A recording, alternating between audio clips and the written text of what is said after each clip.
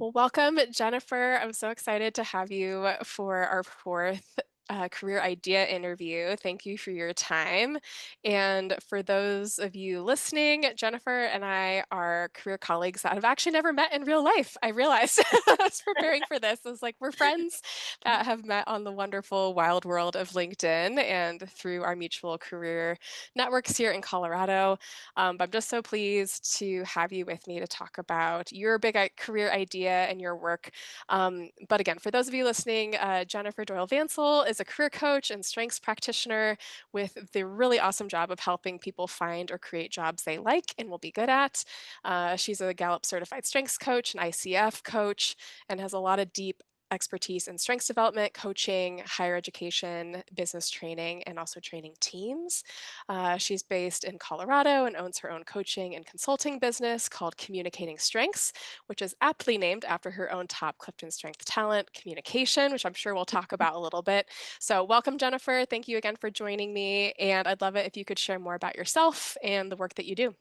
Oh, thank you so much, Megan. It's so fun to connect with you, fellow career coach, and yeah, right here in Colorado, and doing similar work, but we all have our own flavor, right? So my flavor of work is based on this premise that we have natural talents. I like to use the Clifton Strengths Assessment to identify those, but there are other strengths assessments that can also be great. I've used the High Five test. There's something called Strengths Profile. There's Colby. There's VIA Strengths. So it's not that it's only Clifton Strengths can help you to know yourself, but that's just the tool that I'm certified in. So, this premise of my work is that people have a natural way of showing up in the world. And if we align our career choices and the jobs we do with leveraging those natural talents to the greatest extent possible, we'll be happier, we'll be more productive, and we'll reach more of our full potential than if we try to be amazing at that thing that is the very hardest for us. So rather than strengthening our weaknesses, actually strengthening our strengths. Now, of course, if we have weaknesses, we can tackle those through the lens of our strengths, but it's really building on what's working rather than trying to get something that's not working to work, if that makes sense. I think I love that conceptualization of strengths. And I almost want to say when I first encountered this, it almost felt like too good to be true, right? Like, because I think there's sometimes, especially in America, this idea of like working hard and this idea of hard meaning against our nature, like we have to push through. Mm, And I think that the idea of strengths is actually very refreshing because it's saying, no, let's actually ride with the current of who you are as opposed to against it. And sometimes there's going to be things we just sort of have to, the devil in the details of our work. There's always those little things. But could you tell me and us more about your journey into becoming a strengths coach? Like what kind of sure. got you into this world or having that moment where you saw how powerful of a tool this could be? Yeah, I was academic advisor in higher education. I worked at the University of Alaska and Colorado State for most of my career. And when I was at Colorado State, I was an advisor. I had been an advisor in Alaska too, but I was getting into career coaching. So I got to help co-found the Career Management Center at the College of Business with some wonderful colleagues. And one of those colleagues said, if you're going to be a career coach, then you really should become familiar with strengths. And when I took that assessment, I literally looked at my results and I said, oh my gosh, these are my top five weaknesses. Like people have told me my top five strengths are communication, connectedness, maximizer, woo, and relator. And I have been told most of my life, you talk too much, you talk too long, why do you always verbally process? You're too focused on people. Why don't you like get more tasks done? You want everything to have meaning and purpose, and not everything has meaning and purpose. Like, can't you just do the discipline? Can't you just do the things? Now, obviously, that's not all the voices in my life, but there was one in particular, really important voice in my life that kind of tore me down on that basis instead of built me up. And when my colleague, Melissa Luna, I always give her a shout out because she really changed my life in coaching me, shared with me that these are my top five strengths. These are things to be celebrated. And basically said, Jennifer, what if you lean into these instead of feeling ashamed that they're you? And I think I'd just been surrounded by people who maybe had like discipline and achiever and consistency strengths and responsibility strengths and these different strengths that really show up pretty low in my profile. It doesn't mean I'm not responsible. I have 2 college degrees. I'm a functional human, right? I have achiever number 34. It doesn't mean I don't achieve. It just means that structural things tend not to be what drive me, but communication, storytelling, people, connecting with people, mentoring people, encouraging people does.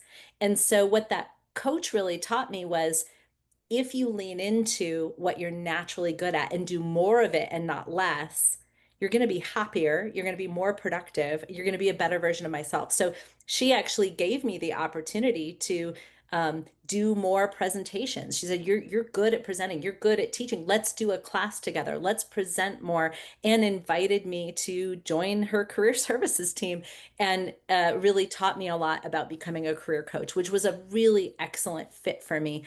The other thing is I had a leader, John Hawksmeyer at Colorado State, who said to me, "I see that you are really good at longer relationships with people. I want to get you away from transactional work and get you more to those longer relationships with people. And we think that that'll be a better fit for you and a better fit for us." And it was amazing because prior to that, I was kind of pressured to like, as an advisor, get off the phone with students. Like do check off their things and move on, have a really short appointment.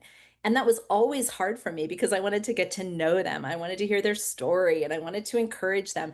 And so once I understood that my talents led to longer relationships, more developmental work, finding out the meaning and the purpose, storytelling and story listening, helping other people tell their story. Once I really understood, number one, that not everybody was good at that and that I was. And number two, that I actually could lean into that and stop apologizing for wanting to have hour-long appointments with people.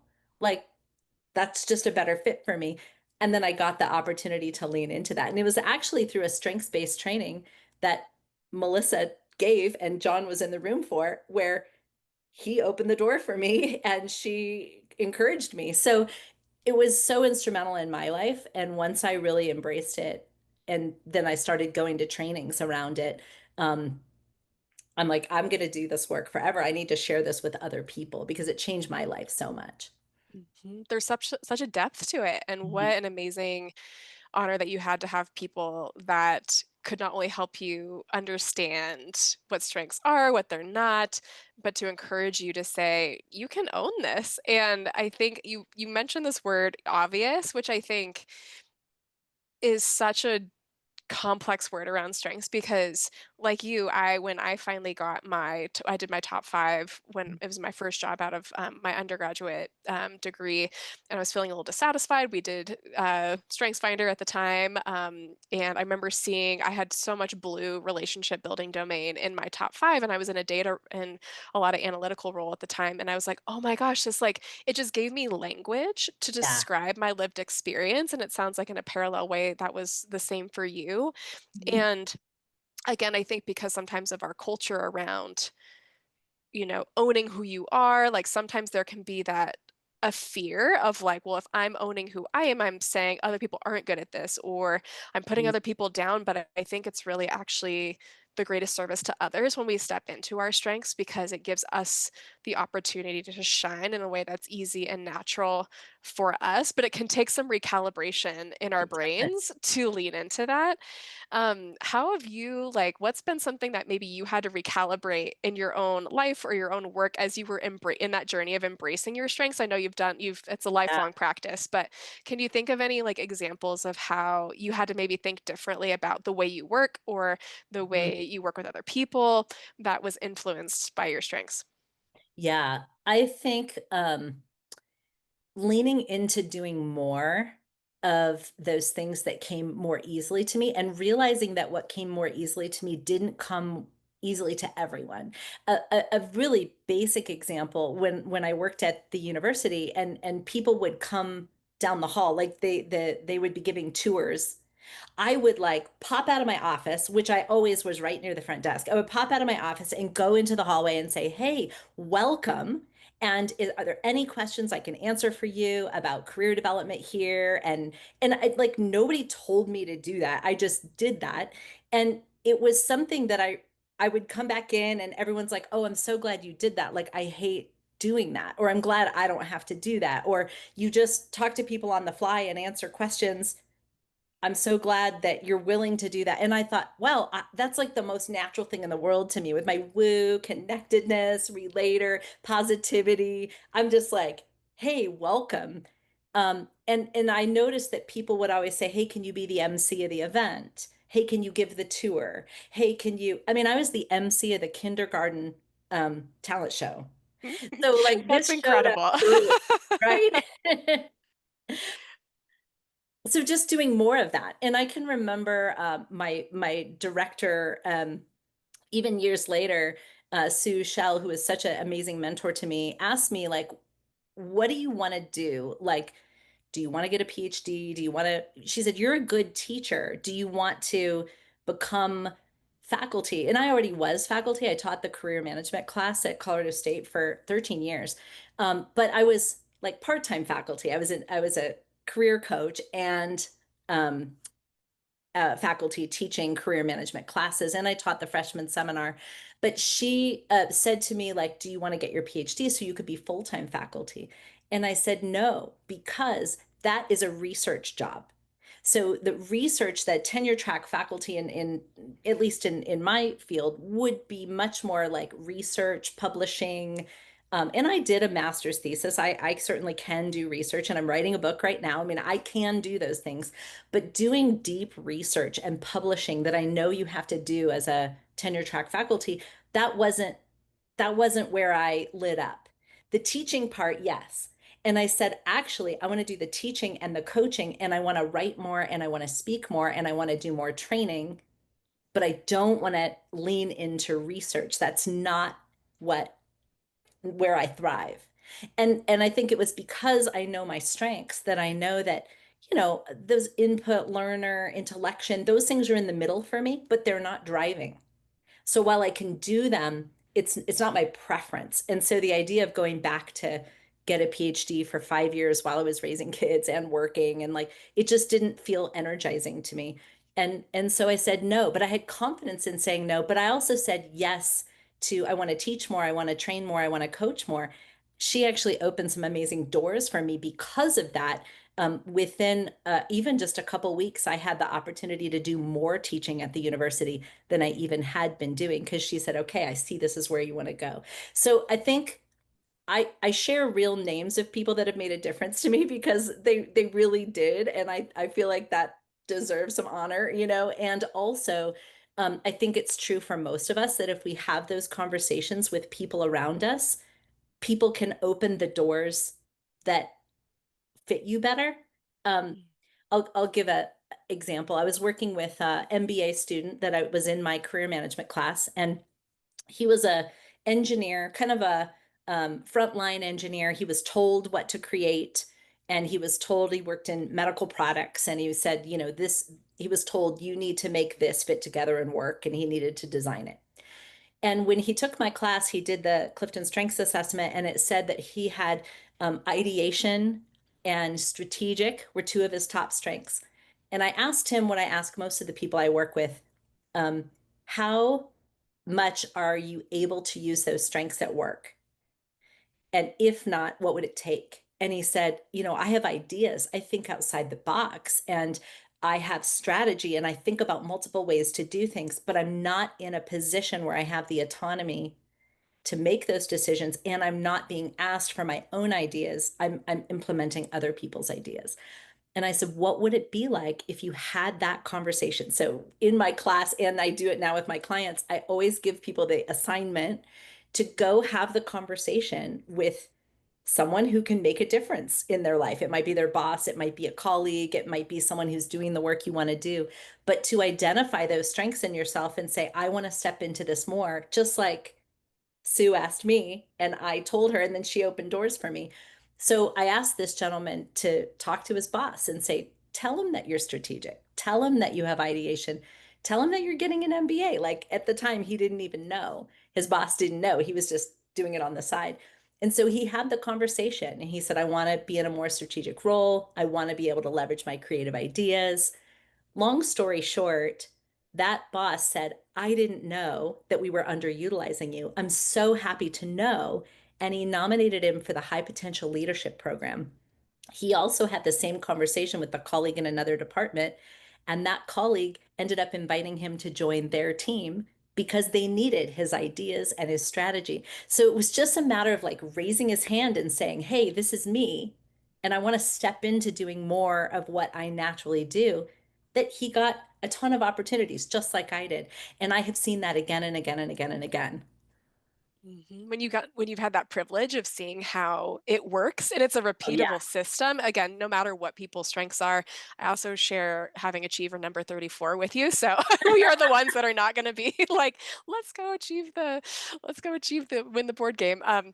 But no, what a again, such a cool privileged vantage point to be able to support people, and language is advocacy, right, for ourselves and for others. And Yeah. we don't, I know in the language of Gallup, right, it's like name it, claim it, aim it is like one of those activities. And I think that claiming it for ourselves to be able to advocate to whether it's a supervisor, or some other influential person in your life to say, here's who I am, and I would love to be more of who I am, and that's going to benefit our team or the work in this way. It's like everyone wins when we're working in our strengths, right? And I think for me, the feeling that I sort of know when I'm in that sweet spot is I almost feel like I'm getting away with something, right? I almost feel like, wow, this is just like lighting me up. I feel energized with it.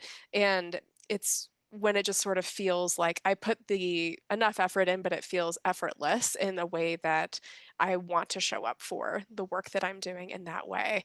But what a privilege to do that. And, you know, I think I'm going to, lead the witness a little bit here in that we're both big believers in how strengths can be, not only in the big arcs of our career, a guide and a directional compass, but also in the job search. And I know you've done a lot of work, and that's a lot of the work you do with your private clients is in their actual job searches.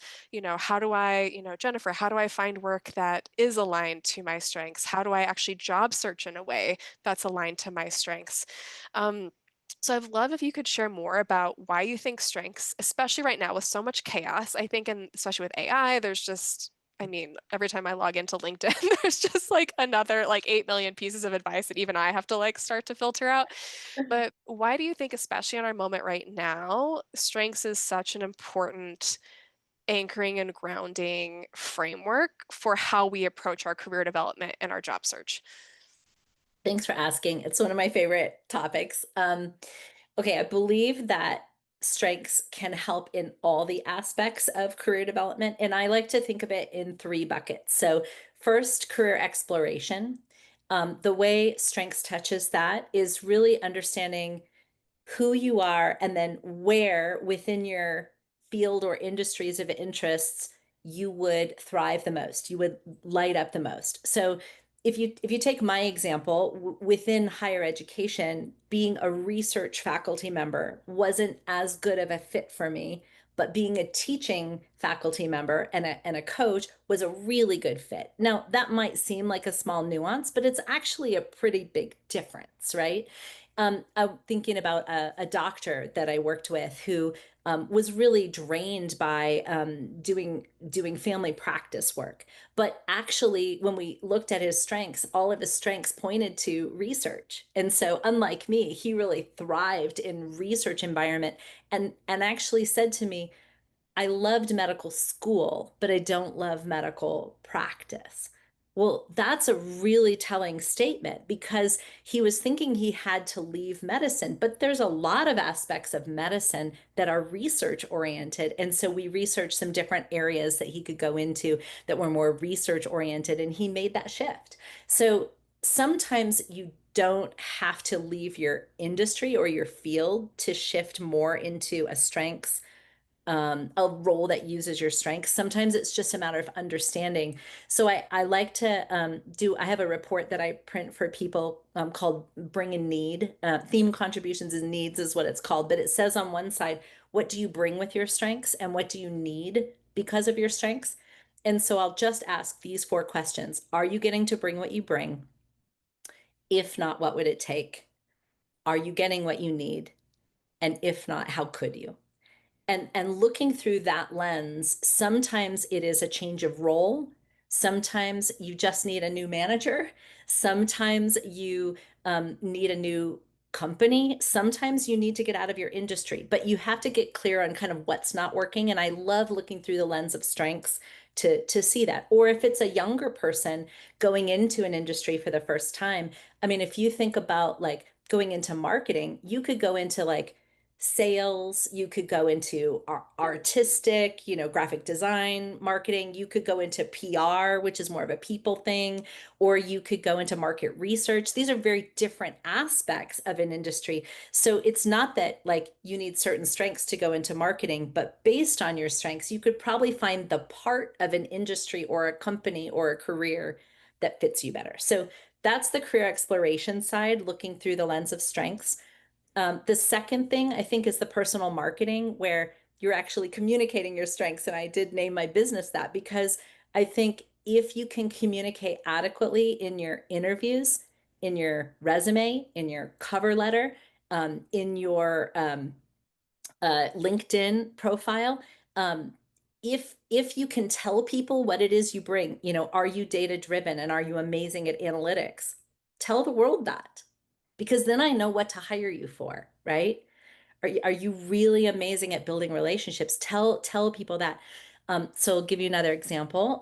Storyteller, because communication number one, I am a natural storyteller. I was working with someone in marketing who his whole resume was analytics, data, metrics, right? Great for marketing. And he was getting interviews. But when he got to the interview talking about the metrics and the details and the data, it was just that was honestly kind of draining for him. And he couldn't really figure out what the mismatch was. He said, I'm getting interviews. My resume is getting me interviews, but I'm not getting the job. And when we looked at his strengths, like you, he had a lot of blue, like me too, a lot of blue, which is relationship building. In fact, he had 5 out of 5 relationship building strengths. And I said, I don't see anything on your resume about building teams, about collaborating, about supervising people, about mentoring people, about developing people. Am I right in imagining that those are things that you like? He said, oh, yeah, I love doing those things. I said, wow, like you have conveyed to the world that you're this detailed analytical person, but actually you're very, very relational, but you haven't expressed that at all in your materials. And so it was rewriting those materials to actually express his relationship building talents that really changed the game for him. And he ended up landing in a place where he got to do relationship building for his job. He literally said when I first brought it up, I don't think there's jobs like that. What do you mean? He said, well, like mostly relationship building. Like, what job would that even be? I was like my 30-year career? I mean, yes, there are jobs like that. Like, that's my whole life. I've done relationship building jobs. Like, my whole life is like talking to people about their dreams and goals and helping them get there. Like, it's a real job. That's what I do. So And it's a job. it's a Yeah. job, right? But But a he wonderful just job. hadn't seen it. And so, reframing that, like, actually, you can lean into your strengths. And so it totally changed the game. So, exploration, personal branding and materials, that the way you communicate. And then the third is the job search itself. So, I think, all of us career coaches, we kind of have our style. Like I have woo, communication, connectedness. So I just think LinkedIn is magic, right? And I just think the world revolves on networking. Well, I Hmm. was working with a semiconductor engineer once who said, I'll tell you right now, I'm probably not going to go to networking events. Like he said, I just really want to do a quieter job search and please don't send me out to public networking events. And, I laughed because I thought, yeah, well, I know that. I know that because just because I operate that way doesn't mean everyone operates that way. So one of the things I've really gotten interested in is how we job search differently based on our strengths. So that engineer actually I sent to the library to do research. I said, I want you to research semiconductor engineering companies and make a list. And I tell you, he did such incredible research. He came back with a 7-tabbed, color-coded spreadsheet of like revenue and products and location. And I mean, it was far beyond what I even asked him, but he got so clear on his target and he said, I think I want to talk to people at these two companies. And I was like, networking win. But it had to be through an analytical lens. So I think we often tell people to do things the way we want to. I was working with a career center. I did some training at a large university career center, teaching their staff how to integrate strengths into their processes with students because they use strengths on the campus. And one of the advisors, the career advisors said was, I give people checklists all the time because she had like responsibility, achiever, consistency, discipline. Those were her strengths. She said, I need lists. I need structure. I need to know first, second, third, fourth, fifth. And I said, what happens if you're helping someone job search who's like high futuristic, high strategic, high, like they ideation? She said, wow, they probably don't like my checklist. Actually, I noticed they never do my checklist. I said, what if you shared articles with them? What if you helped them brainstorm? What if you showed them possibilities? What if you gave them information and data about the career field? That's so different than like a list of tasks. So, this idea that the way we job search can be informed by our strengths is a really, really powerful idea. One more tiny story there. I was working with someone who kept being pressured to go to career fairs, like these events where there's tables and companies are there and they're talking to people. And she was high relationship building. And so if you don't understand strengths, you go, well, it's relationship building. So why won't you go? And she said, it's not relationship building. That's a room full of strangers. I don't know any of them.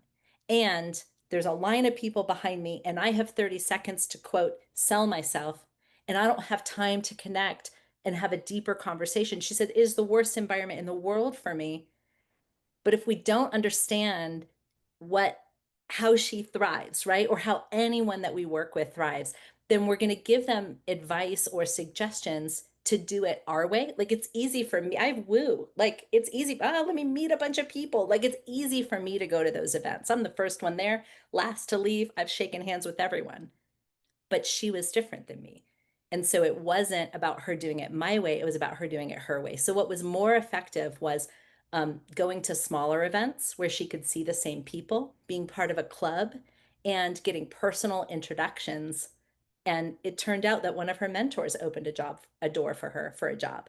That was the way a very relational person should job search. So anyway, I have a million stories like this, but thank you I for love it. indulging No, I me. wish that's the thing if I could get up on a megaphone too. I wish that people understood that there's not one right way to, and I love that you broke it down into those three buckets of, exploration, sort of your marketing, communication, branding yourself, and the actual job search, that all those three categories can be done different ways effectively. And so when people come to us as, the career coach, career counselor, career advisor, when people say, okay, well, how do I get to my goal? It's like, well, I need to understand who you are first. And I think it's, again, a big mindset shift, I think, for a lot of people because, and this is where I geek out my strategic and futuristic. I love thinking about like, oh, history, where are we going? Where have we been?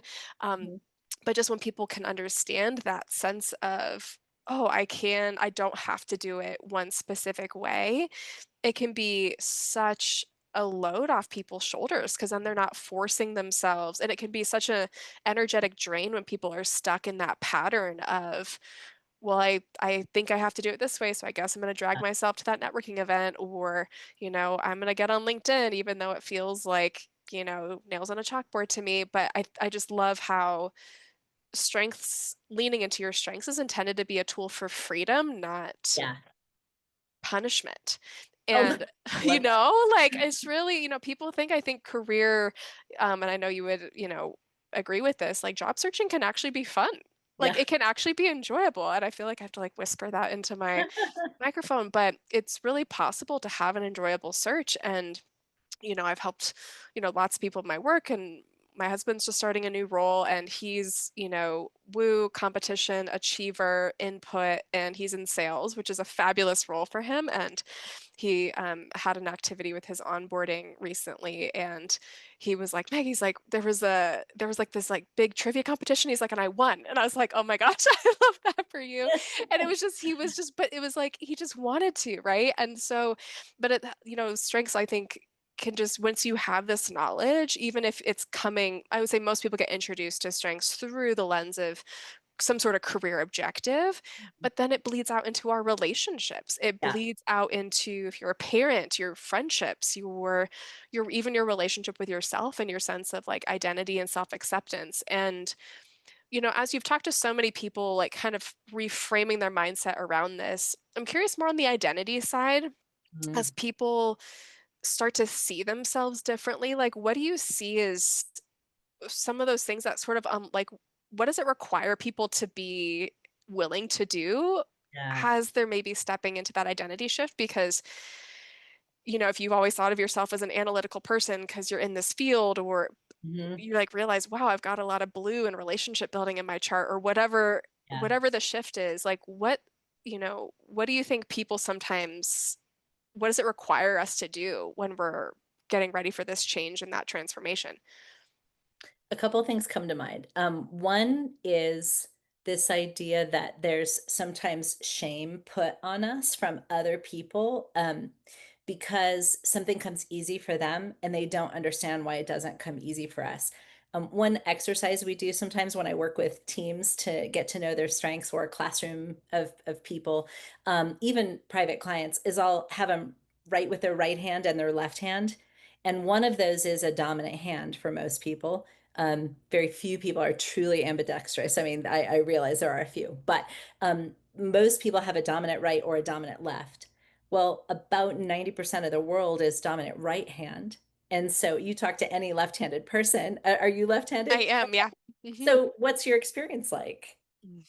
Oh, and actually my husband is left-handed too, so we've kind of oriented our home to be like a left-handed environment. So we have knives oriented on the left side of the cutting boards. We buy left-handed scissors, like all those left. I used to do left-handed notebooks sometimes because I'd always got like the ink on the side of my hand. So yeah, the world is, you realize like, oh, I have to adjust in this world, and it can be difficult sometimes. I think that's exactly what happens with our strengths. So if I said pick up the pen with your right hand, what come on, just do it. Just write. Like, why can't you write? And you're like, because I'm left-handed, right? So I mean, I have clients who have achiever number one. You and I have achiever number 34. So we're just going to be driven differently. So I think this idea that we could take the shame out if we said, wait a minute, but what are you amazing at? What, like, what do you thrive in? And that it's different for different people. I think, I have high communication. The part of the reason I called my business Communicating Strengths is because if someone else can't, I can help them do it. And I used to think like, oh, I have to get everyone to be able to come up with it on their own. Sometimes someone's like, I just don't know what this means. And I'll just say it. It means that you can do X, Y, and Z. You give me some examples of that. Let's think of some stories. But if I can help them communicate it, easy for me. I started offering resume writing as part of the services for my business because that is really hard for people. When I was teaching, I had to teach them to do it. But in my business, I just have two writers on my staff that do it for you. Like, we got it. Let's talk about the job search. Like, stop stressing over the resume. We got it. Let's move on. So I think understanding that I can bring what I bring and other people can bring what they bring, and that we don't have to have shame because we don't bring the same things. Like, you don't have to be ashamed of being left-handed, you just are. And if I'm working with you, I need to know that you need a left-handed notebook, right? So that's the thing I think that's really powerful. The other thing is I think a lot of people think of the negative, like I did when I first saw my top five strengths. I said, oh, these are my top five weaknesses. Well, it's possible that yes, I tell stories too long or I talk too much or something like that, right? Of course, that can be possible. However, it's not it's not the only thing that matters, right? So I think what I want to say about that is that We take the shame away when we don't have things, but also sometimes the things we do have, if they've been portrayed in a negative light, we can feel shame for that too. And so I teach people a lot. You just want to stay on the high side, right? Not the low side. Sometimes I'll describe our strengths as, these are you've got a race car. Like I've got a red race car and I can drive it at 75 miles an hour, which is the speed limit in Colorado, and I can get somewhere fast. And I might even go 80 and still be okay. Maybe if I was at 84, I'd still be okay. But if I'm driving my race car at 140 miles an hour on the highway, the likelihood is that I'm going to crash into someone or crash and burn myself. And that's dangerous. I just need to put the brakes on, or I need to let off the gas, or I need to keep it in balance. And so that's true for everyone. So if people are only seeing the negative side of their strengths, it might truly be that they're just overusing something that comes amazing and natural to them. Like you've heard the term analysis paralysis. Okay, it doesn't mean that being analytical is bad. It just means if it's paralyzing you, put the brakes on a little bit. Take your foot off that analysis gas for a minute and just do it in a healthy, productive manner.